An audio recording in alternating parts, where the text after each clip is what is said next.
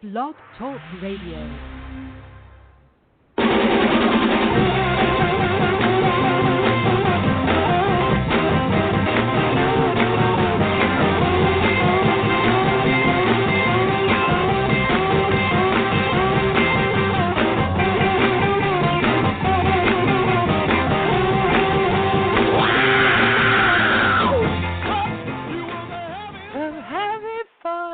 Everybody, Recruiting Animal here on June 2018.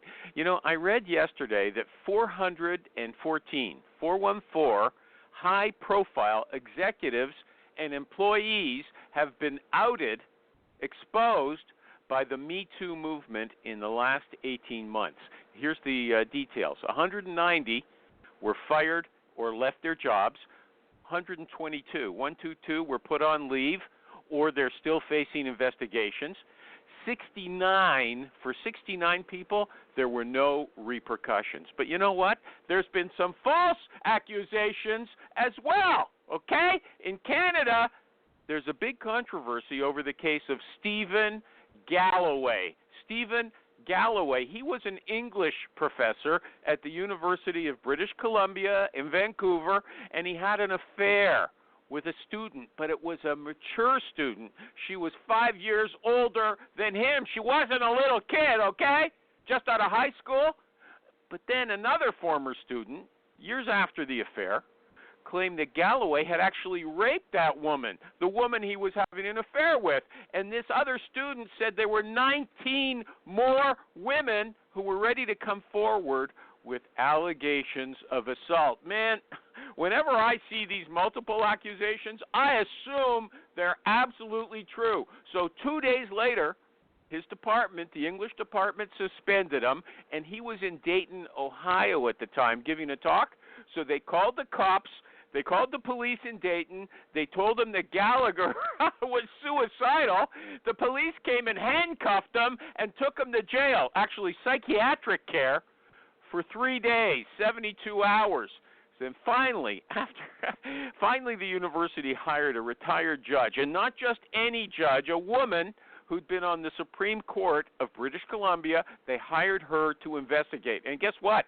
She couldn't find not one legitimate complaint against this guy, Stephen Galloway. But you know what? The university fired him anyway, and anyone who stood up for his right to due process, they were accused of being a rape apologist, including Margaret Atwood. She's the most famous writer in Canada. She wrote The Handmaid's Tale. It's on Netflix. You probably know it. Anyway, enough of that, because now it's time for Jerry. What show is this? The Recruiting Animal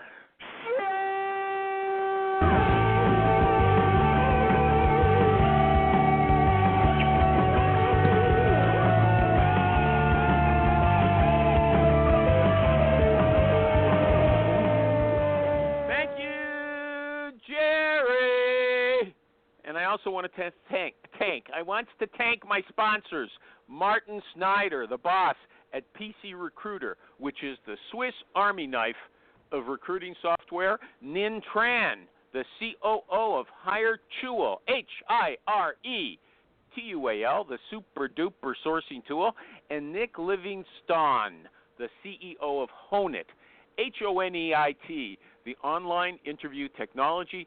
Nick sent me a note just before the show. He said, this is what I want you to say today. So if you don't like the ad, the ad I do for those guys, he wrote it today, okay? Anyway, I got a new intro that I want Jerry to do for me, but he doesn't show up anymore. I think he's on strike. I haven't paid him in a while. I admit it. But when I get paid, he'll get paid, okay? One day he'll be back. So Jerry fans, if you miss him, hang up right now, okay? Anyway, I had a song I wanted to sing with the guest today, but she refused. It's called Shadow and Me by Leon Russell. Little dog, I know why you're crying tonight. Anyway, we won't sing it. She said she's not singing. Her name is Amy Poirier. That's how we would say that in Canada. Is that how you say it, Amy? The Americanized version is Poirier. But Poirier. that's how I Well, understand that's not the right yes. way. That's It's not the right way. It's a French Poirier. name. It's a It is a French French name, and that's not how people in France say it, okay? Well, It's I'm not for going to pear change tree, it. actually. What? Pear tree, is yeah, that the what it meaning means? is- Well, why don't you change it to English? Pear tree, that's not a bad name. It's kind of Oh, my interesting. gosh. You know what? We also get mad. We see these football players and everybody, or athletes, and they say their name is Gagné. It's Gagne, right? Gagne. But they say, anyway, I'm moving on. Amy's Twitter address is AmyBeth99. Oh, 911. AmyBeth911. Is that in honor of 9/11? My birthday, which came first. Oh, okay. So that's an honor of me. So that was quite a birthday. Right. Okay. You know what? I hate to do it to people. Not really. I don't mind doing it. I like to take apart their LinkedIn addresses or summaries. Nobody else enjoys it. Anyone can speak up and tell me to stop, but here's what you say about yourself. I am a strategic and leadership-driven senior recruiter. What does that mean? I don't have a clue. Yeah. Well, you know what? It means that I, use strategy to recruit, and I like to go to the top. I like to talk to the leaders, and I also like to lead, by example. So what was the first part about strategic? What is a strategic recruiter? I don't get it. What is it? What is a strategic recruiter? Well, I think in this day, I would say what I'm trying to convey is I'm not the recruiter that's going to email blast 500 people on Indeed. That doesn't convey that. That doesn't say anything, okay? Take it out. It doesn't belong there. Anybody else on the line agree with me? Yes, Does anybody agree with her that it makes sense? I'm a strategic recruiter. Come on. Anybody going to defend her? No, not one person. And there's people here. It just sounds really nice. I mean, it doesn't sound nice. It's fluff. It's fluff. Yes. It's marketing. Oh, it's good stuff. Well, you tell me. You tell me now. What do you think how do you convey that you are that type of recruiter that is more, honed in on Boolean searches and without sounding. That's not a recruiter. That's a sourcer. I'm very good at Boolean. I'm a skilled Boolean sourcer. How about that? Strategic? That's not it. Strategic means you're planning. Strategic means you're a workforce planner. And leadership driven, this is meaningless. It's meaningless, okay? I like it. Who's playing the music? Somebody's got the music on. Oh, no. Hey, look, here's what else she says. I am exceptionally skilled at managing and developing relationships with staff and business leaders in order to drive business growth and to improve internal operations. That's not a recruiter's job. Well, what are you saying there? Okay, so, well, you know what? You are correct. That is not a recruiter. Back when I wrote that, and I probably need to update my LinkedIn headline, right? I was full desk at an agency.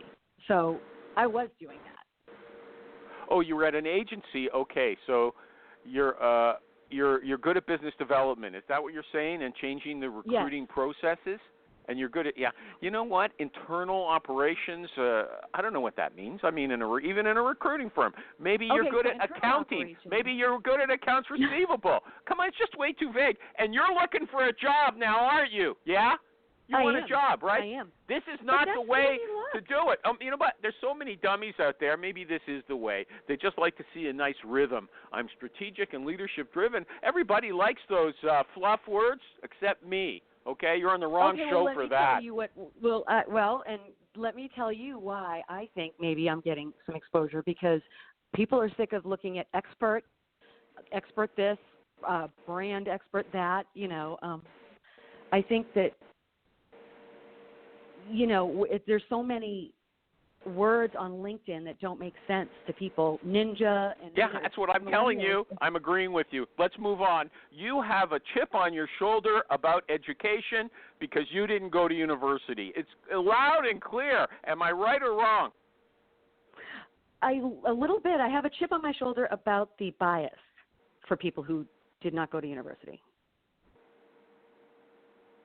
Okay, well, you know, everybody here, I just got to read. This is what she posted on LinkedIn. My father is the owner of 2 very large, very successful home appliance stores in New England. My brother is the president. No 4-year degree. And it's going on the 3rd-generation family. So nobody in my family has an education, and they're doing pretty well. That's what you're saying. Well, is that right? Well, yes, very much. I can read the whole thing. You want me to read the whole thing? Yeah, one brother got his BA. Okay.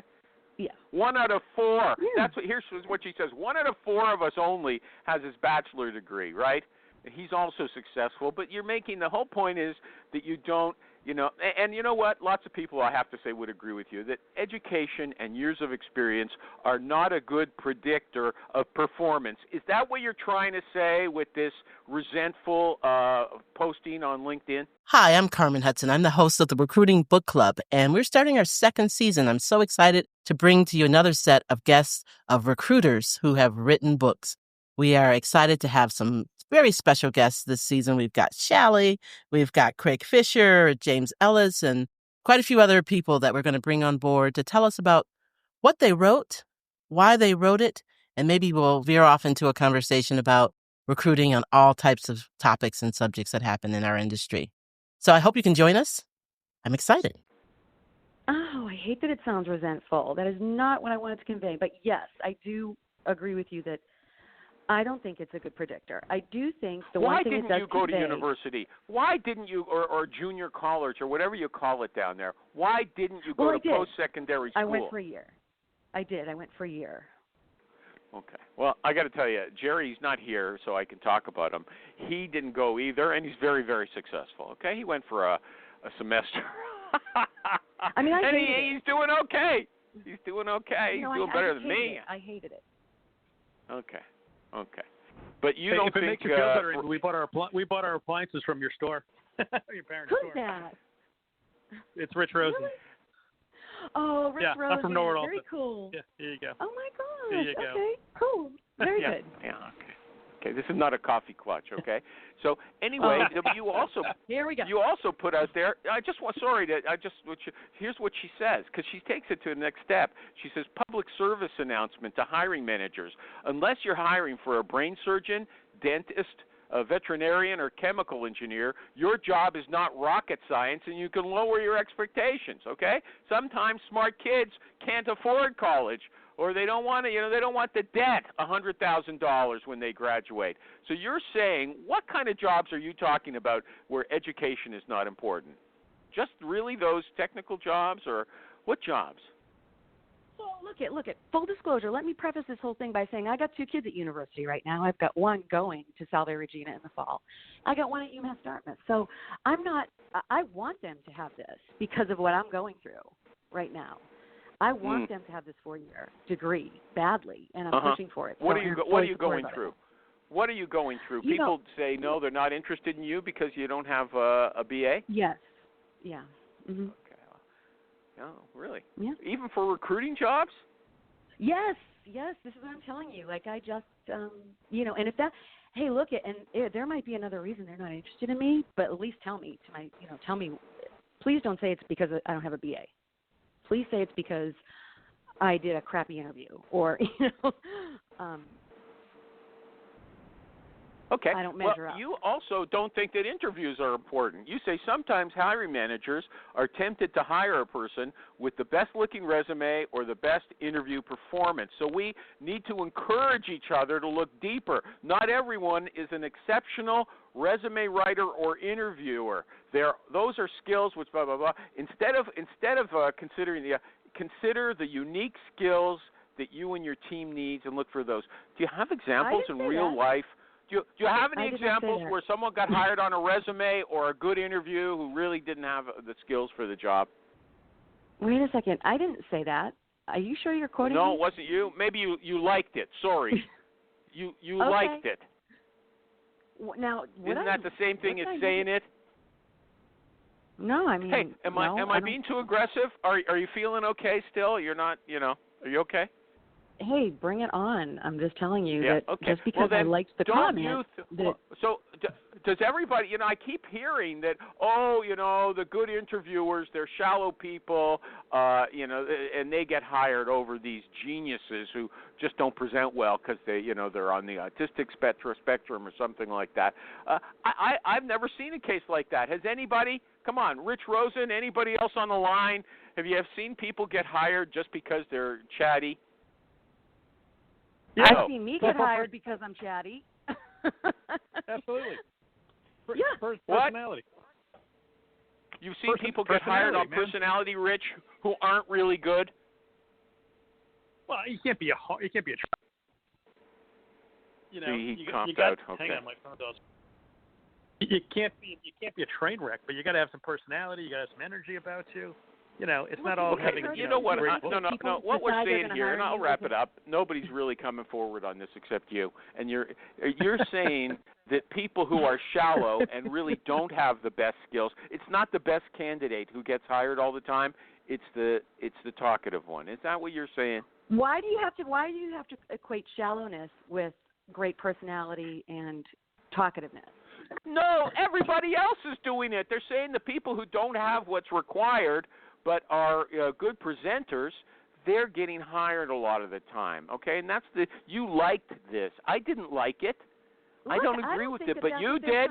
You did. I think that there are people. I don't think that that's what that person was trying to say. I think what they were trying to convey is that, hey, look, you might not have 100% of it. You might have even 60% of the requirements for the job. But if you have soft skills that are going to make you likable and make you a valuable asset to the team, then you're the one who's going to get the job. I'm sorry. Yeah, that's the opposite of what it said. Don't try to. But speaking of soft skills, this is here. I read an article in England.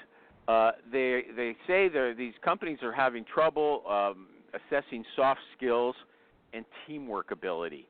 So they've got some unorthodox recruiting techniques. Listen to this. I want to know what you think. One of them is called Escape Room. Okay? It's a physical adventure game. You throw 5 or 10 people into a room, and you give them clues, and they have to figure out a way to get out of the room. It's locked within a certain time. Do you think that's good? Does that sound reasonable to you? I would never get a job if that were the case. I don't think it's reasonable at all, no. Is that a soft skill to be able to get out of an escape room? You don't have to figure it out. You don't have to be the smart one. You could be the nice one who smooths over the relationships between everybody, right? That's what they're looking for, soft skills, not genius. So, okay, you don't like that one. Okay, here's another one they have. Professional speed dating sessions. They invite a bunch of candidates to the office, and they have these speed interviews with the members of the interview of the hiring committee. I guess they last about 10 minutes. I mean, this just all sounds so gimmicky. Who has trouble assessing soft skills? That's what I want to know. And then I would How do you assess them? How do you assess soft skills? By some shallow guy talking you up and chatting you up in an interview? How do you assess them? Absolutely not. How do I assess? I mean, first of all, I think it's harder to assess as a technical recruiter, which I haven't been for very long, match those skills. I think assessing hard skills for me is harder than soft skills. How I assess soft skills is how a person makes eye contact with me, how they converse with me. Do they interrupt me a lot? Are they aggressive? What's their body language like? Are they comfortable in the hot spot? Anybody else? Rich, still there? Yo. Yeah, I'm here. How do you assess soft skills? Now, Rich you work with salespeople primarily, right? So maybe they're better at soft skills. Yeah. I don't know. How do you assess them? How's your handshake? I would hope they are. Yeah, I don't even meet the guy, so it's not even the handshake. It's just how they answer questions. How do they interact? Can you have a conversation? Do they give you answers? Are they just giving you one word, nothing conversation? I mean, the soft skills are what gets you the job. Look, it's, you two, the resume I think you're not gets in the door. you're not interviewing. You're not working. Interviewing with somebody who's looking for a job or wants to be considered for a position. It's not the same as being with them in a situation where you might disagree about something that's vital to a project. Like if you were in the escape room, and you have to get out in 10 minutes. You might have a disagreement about what what you're going to try, what you're going to do. Won't that show more than, this person's nice to me when I'm in a judgmental position it's not about being over nice. him or her? It's not about being nice. What do you mean? Like, this person's nice to me. Yes, I'm going to give him a job of $80,000 just because they didn't hurt my feelings. What? No, it's not about that. That's what it sounds like to me. Anybody else? Oh, Go ahead. Nice during the interview. I so appreciate it. Will you take my job? Yeah. It's not about that. Having soft skills. Give Rich a chance. Rich. Having soft skills, it's more about being able to communicate and just have some emotional IQ and just be able to, know how to finesse a situation. It's not about just being nice. And but here's what I'm saying. You can't assess their emotional IQ. No, I'm going to tell you ahead. how you figure out if somebody's aggressive or if they're going to fight with their teammate, right? So go ahead. I want to hear. Okay. So when you're interviewing someone and you ask them, like, hey, when was a time that you had a problem, figuring out something or on this project you have out here, did you have if they answer that they've never had an issue with a coworker, red flag. So I know they have. And I'm moving on. Did you accuse them right there? I don't believe you. It's impossible.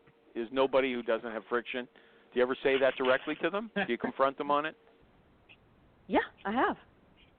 And what happens? Why is that so bad? I said, look, I don't know that I really, come on, you must be able, and I do it in a kind of a tactful way. There's got to be a situation where you have to think about that you've had some conflict. If you've been in the workplace long enough, you've had some conflict. Look, I'm the recruiter. I'm passing you on to the hiring manager. So, I'm the person that you want to get this all out with. And do they confess? Yeah. They confess. Do you have one example that you can remember? I'll bet not, but do you have one? I do, as a matter of fact. I really do. So I was interviewing a person for an HR generalist in a plant they needed, and he said, no, I've really never had any conflict. He was going, and it was going to be a transition, right? He was going from, like, food service HR to plant HR. And I'm like, you've been in food service this long and you haven't had conflict? I mean, come on. It's food service. That's a hard business. And he's like, well, you know what? No, as a matter of fact, we did have some conflict with one of the employees, and they were backstabbing the other, and they were coming to me, and I didn't know how to handle it. And then I got angry with my supervisor because they weren't giving me the support. So he screwed did it all up. Turn out well? He didn't. That was where he fell down. He didn't know. A situation came off the rails, and he didn't know what to do. Right? Okay. He didn't know what to do, and then he went to a supervisor. I absolutely. You know why I didn't rule him out? Because he got real with me. He got honest. After I said, look, this is where you want to get it all out on the table so that we can hash out all this stuff before. Yeah, I put but didn't he tell you in that situation, Amy, I didn't know how to do my job. It's a shortcoming of mine. Isn't that what happened?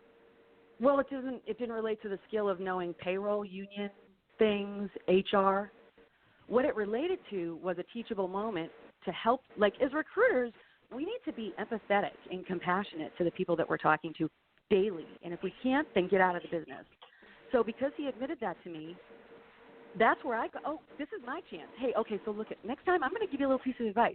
Next time you're talking directly to a hiring manager, that's a good thing to bring up because now you can say, was it a good ending?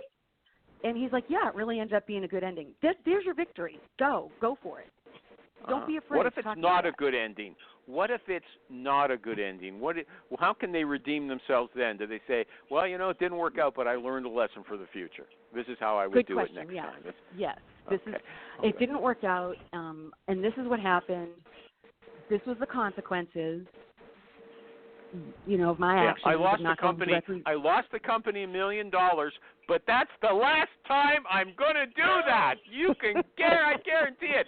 Michael G. Cox, are you still here? Michael G. Yes. Cox. Okay. How do you assess soft skills?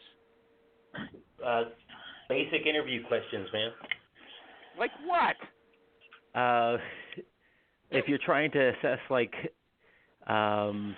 adaptability Okay, what or Rich and Amy are saying, yeah, they ask the basic interview questions, and it's how they answer them that reveals the soft skills are in the subtext. Okay, are you saying there's specific questions that you can ask to test their soft skills?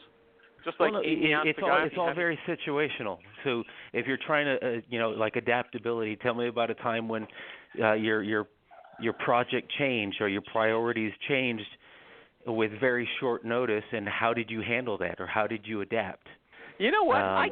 Here's my problem with these behavioral questions. I can't remember things at the drop of a hat, and nobody on the guest, 90% of the guests on the show can't either. Okay? When I ask for examples, their minds go blank. How are the people we interview? How are they supposed to say, "Oh yeah, I remember that time on May 9th, 1982"? It's called interview prep. It's called interview prep. If you know what you're doing, and if you know that you're going on a job, you prep for it. You find out questions that they're going to ask. Or just take a moment and say, that's a great question. Let me just think for a moment. Okay, so I remember there was this one time when, and maybe give them the opportunity to think. I mean, the fact is that the folks that are on the other side of the phone don't know about the questions that you're about to ask them, so give them a little bit of grace and time to come up with a true answer, and then ask subsequent questions to verify what they do you said. think, Mike? Michael G. Cox, what do you think about the escape room? I forgot to ask Rich. What do you think about that, where you throw a bunch of candidates together in a locked room, and they have to figure out how to get out? What do you think? And you're watching them through it. Sounds like a colossal waste of time. Oh, really? Okay. Well, you know what? The statistics that I've got, 76% of UK, that's United Kingdom, job seekers would be open to being assessed by an escape room, and 68% of companies would be interested in using the escape rooms to assess applicants. They also want to play 76% of applicants that have never gone through that situation would be open to being assessed by that. And then those same folks would probably be really pissed if they weren't selected and had to spend an entire afternoon going through an escape room with 5 different people that they were actually competing against. It's a silly question. Amen. It's like being on The Bachelor to get a job. It's like being on The Bachelor to get a job. Yeah. I can't hear. I know it's Rich. I recognize his voice, but I don't know what he's saying. Rich said it's like being on The Bachelor to get a job. Oh yeah, it's essentially that's exactly what. And what's wrong with that? Okay, The Bachelor has to have soft skills. I've never watched the show, but I imagine. Hey, I got to do an ad, everybody. It's late in the show. We're having so much fun. It's running fast. The time. Anyway. Look, Rich Rosen told me the other day that I talked too much at the beginning of the show. There's not enough time for the guest. I said, the show's an hour long. My intro's only a few minutes. It's because the show's so much fun that the time just goes so fast. But let me get to the ad, okay? It's recruiting animal here again, everybody, for PC Recruiter. And you know what? Some people think that recruiting is fragmented, that you can't find one recruiting software that's going to be good for all kinds of recruiters. But that's not true. There is a recruiting software that is inclusive. There is a recruiting software that is diverse.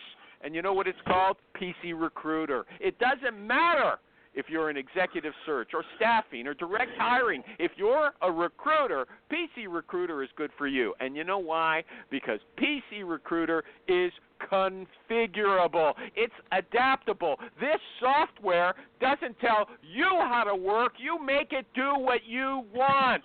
And if you don't know how to configure it yourself, they have a fabulous support team to help you. It doesn't matter if you're a solo recruiter working in your basement or if you're a member of a big team, big or small, they help them all. That's what PC Recruiter says. And here's what I say. If you're a recruiter, PC Recruiter loves you. So check them out, please, at pcrecruiter.net. Okay. let me get back. I thought I did a good job on that one. Okay, and they don't write my scripts for me either, like Nick Livingston. Okay, let me see. Okay, do you pitch a job? This was a big tussle that was on the Facebook today. Rich Rosen was involved. Do you pitch a job on the first call, or do you think you have to build rapport before you can actually get to talk about the position you're recruiting on? Amy. Okay, is this for me? Okay, great. Yeah, you're the guest. They get the answer after you, okay? You first. Okay. So I disagree. I think that you build rapport by pitching a job. And if you have done your research and you're calling the right people and you're being authentic and genuine, then they'll listen. I don't think there's a problem with making a cold call to a candidate. I've done it before. Uh-huh. And what would your cold call sound like then? Yeah, can you simulate it? Oh, boy, now you're putting me on the spot. Okay. Is anybody else? Michael G. Cox wasn't involved before. Are you with Rich Rosen on this, Michael G. Cox, that you have to, find out what the candidate's motivators are and investigate their, their life history before you get to pitch that job that is what you really called them about? I doubt that he was talking about finding out about somebody's life history before making a pitch, but I would say I would want to know a lot more about a candidate's experience and potential next steps before pitching a job within the first, minute of talking to a candidate. Hey, this is Michael. I have an opportunity. Are you that would be a perfect fit for you, or something like that.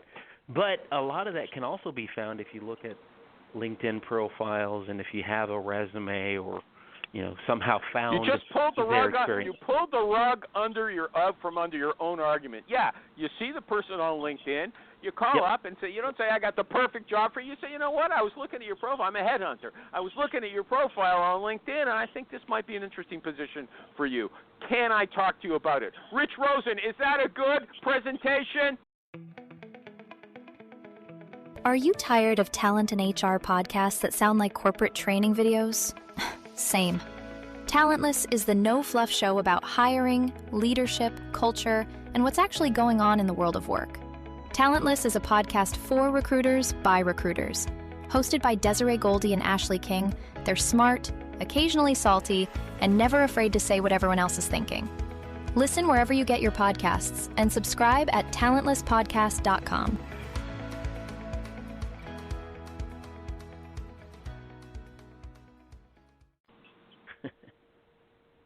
He's sleeping. Okay. Hang on. Say that again? Can you hear me? I'm just driving my car now. Forget it. You're too late. I'm coming back to Amy. Hey, Amy, do you know what you would say? Yeah, no. Can I jump in? That's a normal thing. I'm waiting for you. I was talking to this guy to get that period of grace, remember? He said give them a break. Okay, I was giving you a break by talking to somebody else. Go ahead. All right. No. Yes, let me please jump in and say that understand this. That is how I start every phone call. Like, are there recruiters out there that say, hey, just get on the phone and with a candidate and say, hey, I have let me talk to you about this job. And I thought that's how every That's what I just said. That's what I just right? said. I'm a headhunter. I thought I saw your profile. I want to talk to you about a job. That's what I just said. Are you saying that's good or bad? I'm not clear. What are you doing? Okay. No, my intro is, hi, my name is Amy Poirier. I've been doing some, I did a search on LinkedIn, and I found your profile, and I really like what I'm looking at. Do you have some time or a moment that I can talk to you about this job that I have? Okay, somebody's screwing up. Is that Rich? Is that Rich now that he's back on with that squawk machine? No, it's not. It's What's feedback? Do I sound that bad? I'm on myself. Seriously. Okay. Can you not hear me? I'm in my car, man. Oh, you're in your car. Probably you. Are we on speaker? Yeah. That's probably why. You're on speaker, but now I'm back on. I got a bad cell service where I am. So. Where are you? I'm actually house sitting for my. But I'm at my neighbor's house. It's a big. Okay. I asked you. I didn't ask for your life history. I asked the wrong question. Oh my gosh! Sorry about that. Okay. What about this, Amy? Amy. I'm 10 minutes from Amy, quite frankly. Okay. She's nice looking. Okay. Okay. is it okay? And, you have a nice picture. That's what I meant. You've got a nice professional Well, thank you. photo. You know what? I was right. I was shocked that you said something nice. Okay. Anyway, here, is it okay? This was another thing. Is it okay to call someone up and say, I don't know anything about what you do? I'm a recruiter. No. I don't know anything about what you do. Okay? No. That's not No? okay. But what if I gave you a job tomorrow, Amy, and I said, look, I'm going to pay you $10,000 to find me this kind of person, and you'd never, like someone who works for a government agency, a non-governmental organization, something kind of exotic, and you'd never worked on that kind of position before, would you turn me down? And I say, look, I can just give you a thumbnail sketch of the position. When you get on the phone with these candidates, tell them, I don't know exactly what I'm doing, but I can read you the requirements. You tell me if it's good for you. Would you take on an assignment like that? I would ask the hiring manager if I didn't know a lot about the job and I have never recruited for it before, and there's a hiring manager giving me a shot at it, what I would say to them is, if you really want me to do this, and obviously if they're asking me to do it, then they believe in my skills and not in the fact that I have knowledge about the actual job, or, say they asked me to recruit for some kind of Python full stack developer that I've never done before. I would ask them, if you are willing to take a little bit of time to help me understand what exactly the details are of the position. I'm sorry I don't have any time, but I'm going to give you a $10,000 fee if you can do this for me. You go out, get on the market. Once you're talking to people, you'll find out about it yourself. No, you would say, no, I don't want that money. Sorry, I can't do it. I'm going to make a fool of myself calling people up and saying I don't know anything. Is that what you're telling me, Amy? Yeah. Mhm. I don't want to do that. Anybody want to disagree with her? Anybody want to? Because I know not everybody agrees with you on this. Anybody want to take her? But yeah. Anybody want to take her on? Doing a good job is Ernie Moreno. Is more important.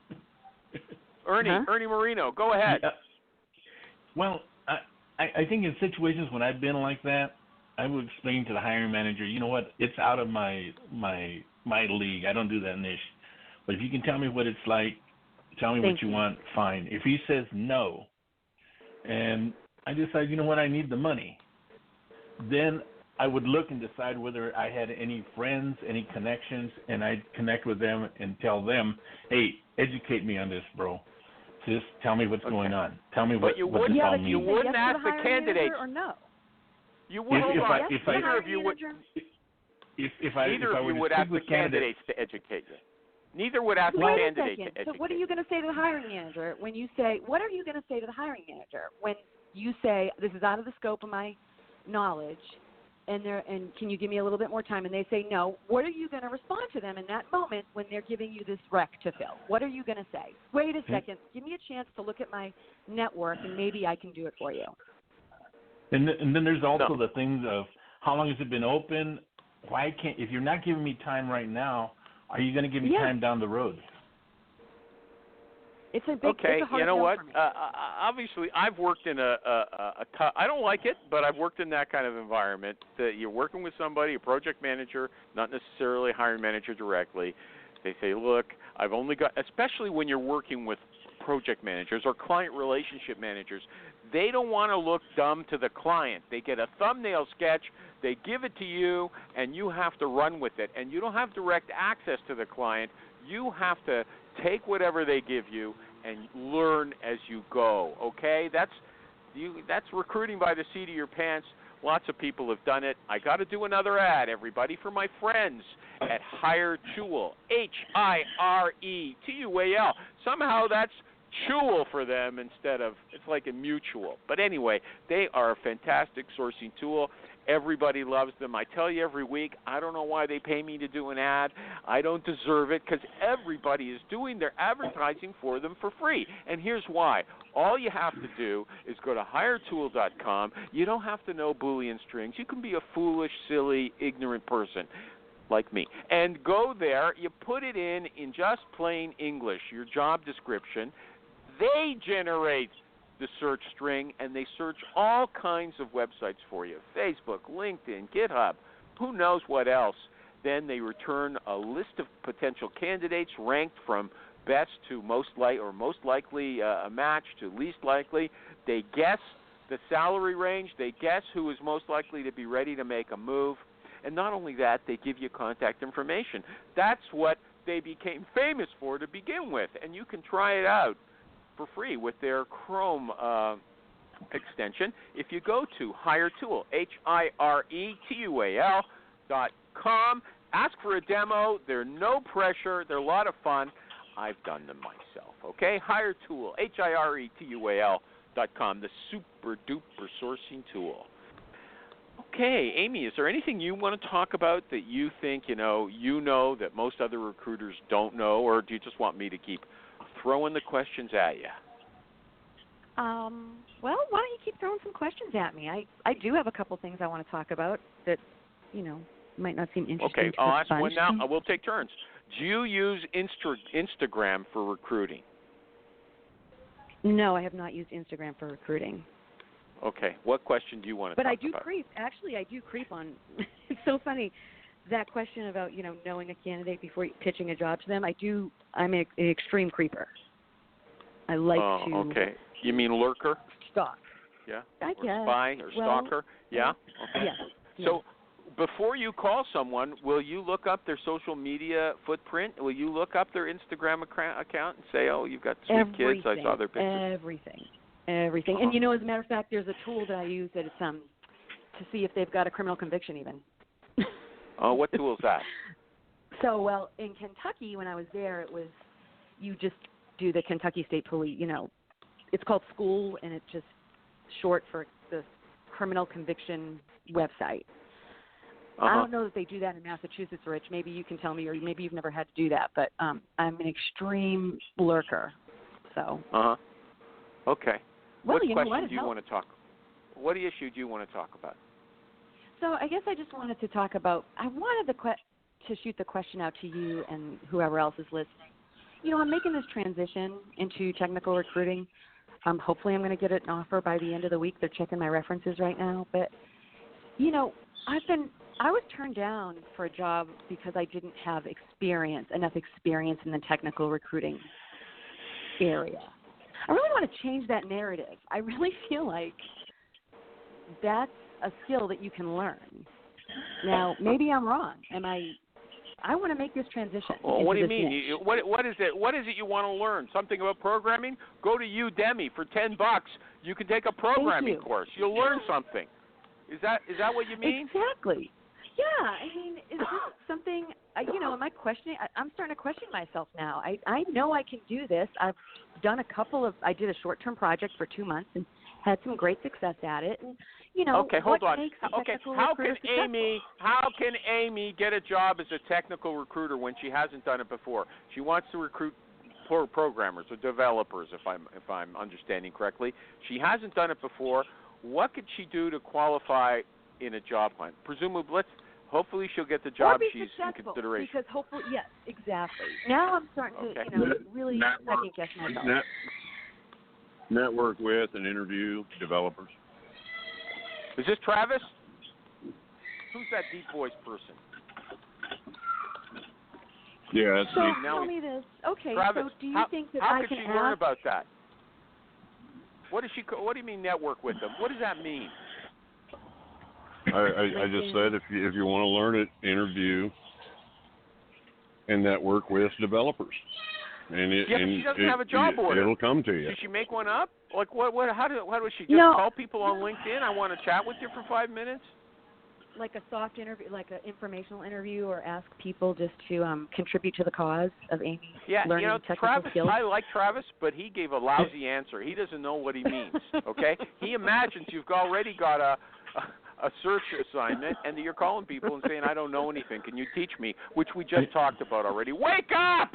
Okay? It's not a wake up. I'm just simply saying if you interview and network with developers, those candidates are the ones that are going to get you the door in with the client.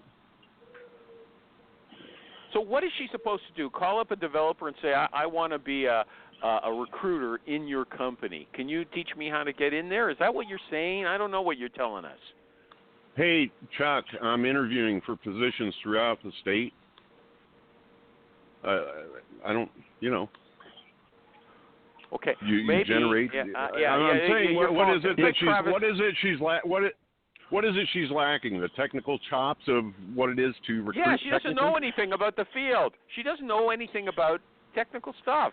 She's never recruited for programmers. Well, interview developers. I didn't know shit about technical stuff either when I started in this business. Yeah, and but it's she all can't I've get done. anybody to hire her. She can't get anyone to hire her and give her a job that would justify calling them up, right? And she's too embarrassed to tell her she doesn't know anything anyway. Okay, she already told us that. You know, let me extricate. I know enough to get by. Okay, let me extricate my good friend Travis. Let me get him out of this situation, and I'm gonna do my final ad for the show for Hone It. HONEIT. I'll put it this way: Scott Love, when he started to switch over from construction or whatever to lawyers, what do you think he did? Do you think that he went and found those job orders and said, "Hey, man, hire me. I've never done this before"? Or do you think he talked to a bunch of lawyers? How did he talk to them? You got to tell us the step. You can't talk in generalities here. Right. So let me add something. So, like when I started doing recruiting for sales guys, when I did healthcare people, I've placed tow truck salesmen, I've placed all these other people in all different spots. Just call up the companies. Just act as an agent or recruiter. You don't have to do anything else. You call up and you ask questions. What do they need to do? If you know how to recruit for anything, you can figure out what questions to ask by finding out what your pains are. Thank you. Okay, That's but all Rich, you need to do. the whole point is nobody will give her the opportunity. No, they won't give her the opportunity. No, she's talking about. She's got 5 great candidates to introduce to a position. Then I would argue that she does indeed, in fact, have a way into that company. You mentioned talking about being a recruiter. Here's the deal. Let me jump in. I'm getting in front of hiring managers. I'm getting the opportunities to, and I'm hopefully, like I said, in the last stages. She's the recruiter, the internal recruiter is checking my references as we speak. What I was saying is, look, I wanted your input, some technical recruiters' input, because I know I can do this job. I just want to hear it from somebody else. If I've got the recruitment chops, I can learn anything. I can learn how to be a healthcare recruiter. Am I wrong? Or, should I That's just what give Rich up the ghost? agreed with you, and Travis agreed. Yeah, I think I think you can recruit in any field you want to recruit in. I think that recruiting overall is much the same. It's learning the acronyms and the language, to have that confidence as you're talking to people. But I would argue that, if you need to learn about what it sounds like, though? You know what? If she's up against, let's say she's up against one of you guys, you're all applying for the job, you've recruited technical people, she hasn't. How is she going to sell herself? I don't know, okay? I don't once know she's either. hired, yeah. That's different. It's a different story. Hang on. Let me... But Amy, No, here. Can I ask you one quick question now? Can I take that let to the Rich next say. level? Rich earns $1 million a year. We have to hear what he says, okay?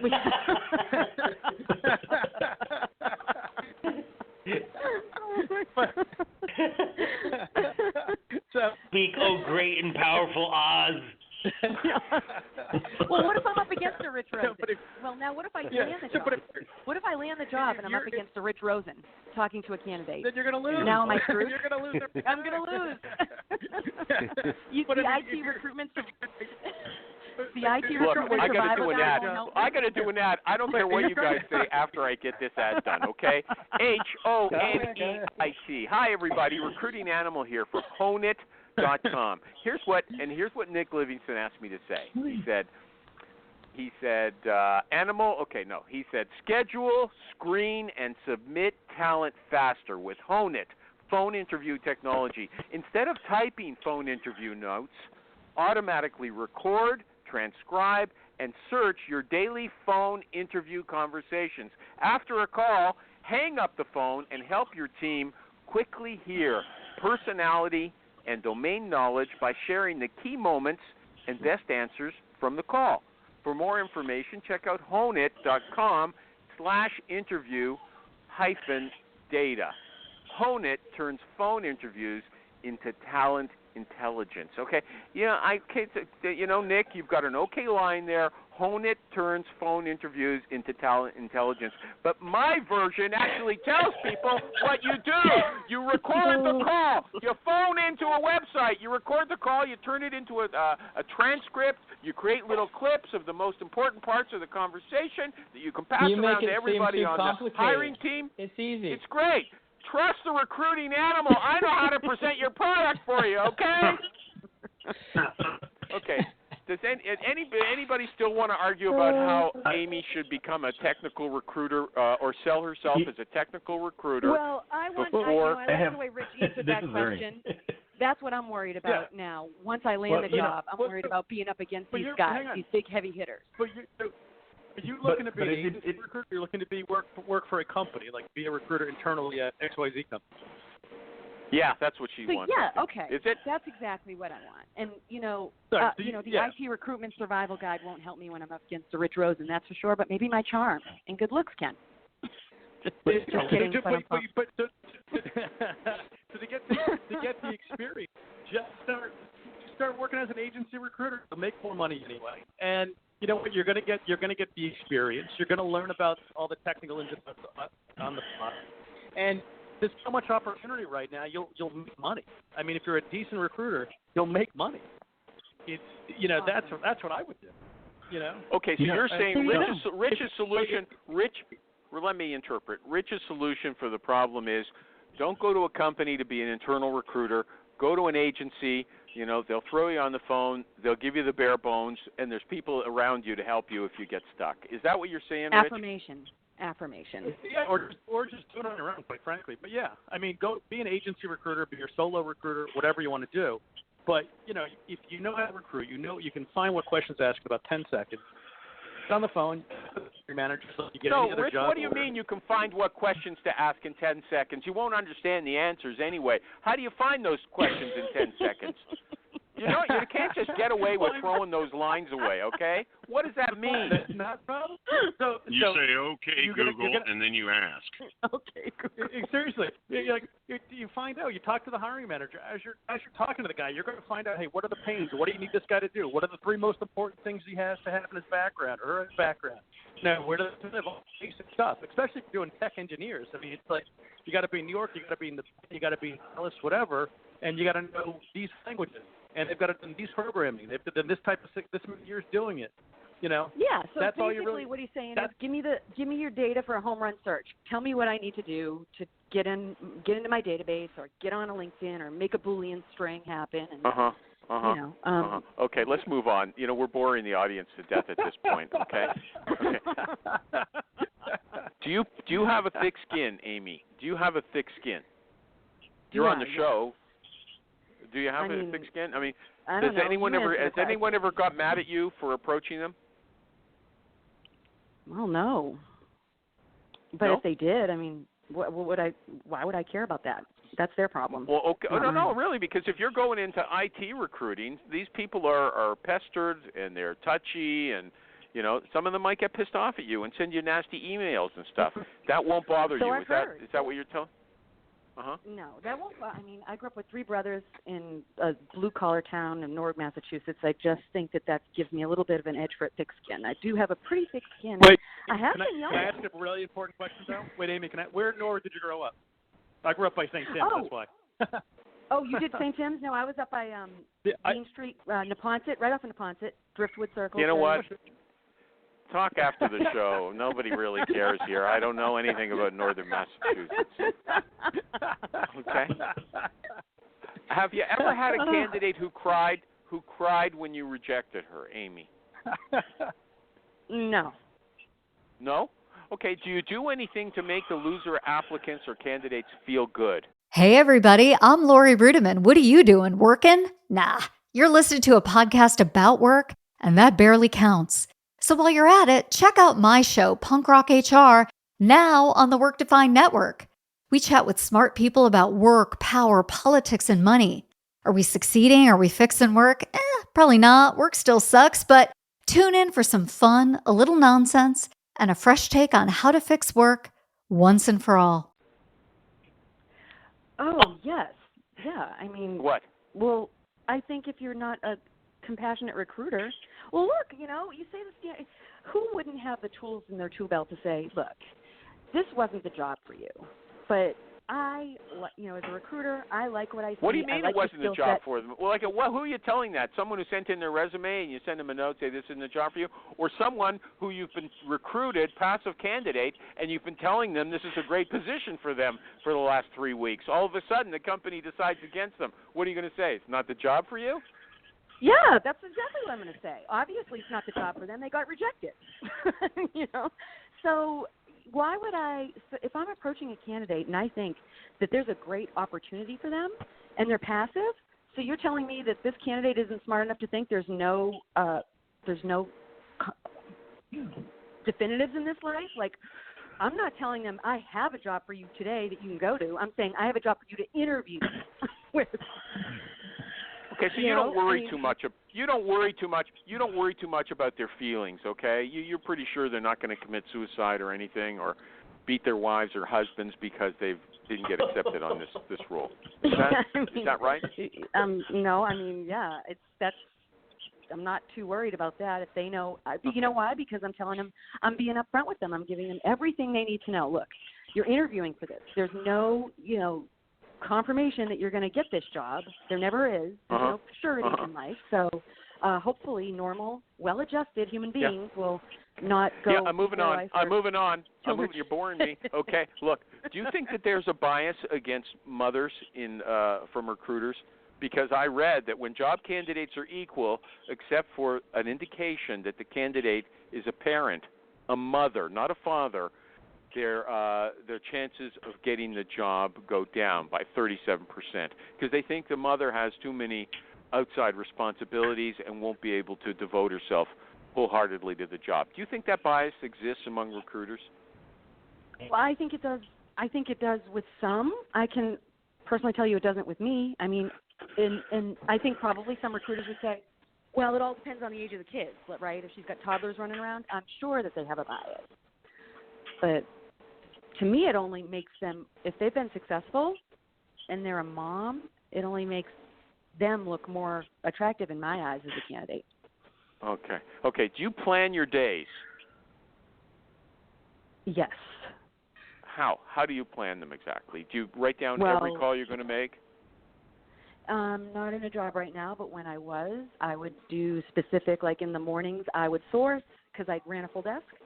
So in the mornings, I would source, do all my Boolean strings, get my candidates, tier 1, tier 2, tier 3. In the afternoons, I would call block. And then at the end of the day, I would plan my next day. Okay. I guess, what is it? We got 5 minutes left if we want. Are we done, or is there any question that I should ask you, like business development? I didn't ask you anything about that. Do you have any revelations for us, or just a standard fare? Oh, did you do any business development? Did you do any business development? I did do business development, and I was really good at it. And I just think the only way I was good at it because I established trust. So I know we only got 5 minutes left, but I think the revelation I have and the narrative I'd like to change that I've noticed is this model of inside-outside recruiting. There's an inside recruiter, there's an outside account exec, and all of a sudden we're moving to this model where, in agency recruiting, the recruiter does nothing but recruit all day and then pitches the candidate to the account exec to then where they take it to the hiring manager. I think that's all wrong. I think that the way I did business development. I have a question for Amy. Go ahead. Mm-hmm. Why are you choosing to go into an agency instead of doing a solo thing? I'm scared. Yeah, I mean, it's scary out there, I think. Is she going to an agency or a company, a corporation? Agency. Agency. Oh, you're going to an agency. I thought you were going corporate. No. The in-house corporate recruiter is maybe where you guys got, but no, this is an agency in Lincoln, Rhode Island. And I hope it's a job. Okay, then the whole thing about not knowing anything about tech stuff, seems to me less important because you're. Anyway. Okay, look, I'll have to find about business development. Now, you'll come back and you'll tell us about your business development secrets then, how you brought everything in. Amy, how do you say your name again? It's not Poirier. How do you say it? So you're Poirier? not even saying it correctly in the French. It's Poirier in the French, and it's Poirier in the American. Poirier. Okay, don't tell me how to talk French. I had to take French all through school, okay? Parlez-vous peu? Yes, I do. Amy Beth, 911, Rich Rosen, Michael G. Cox, Ernie Marino, and Travis, the guy with the voice, Yeager. Thank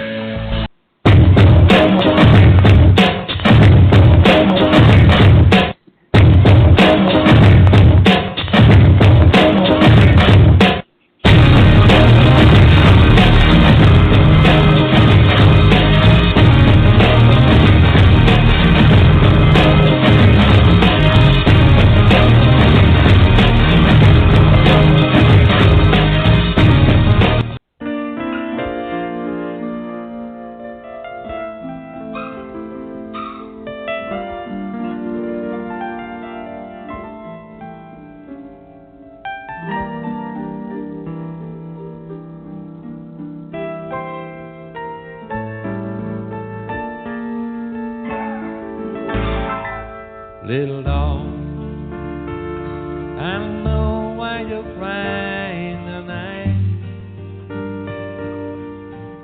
'cause you just ain't feeling right. I know just how you feel.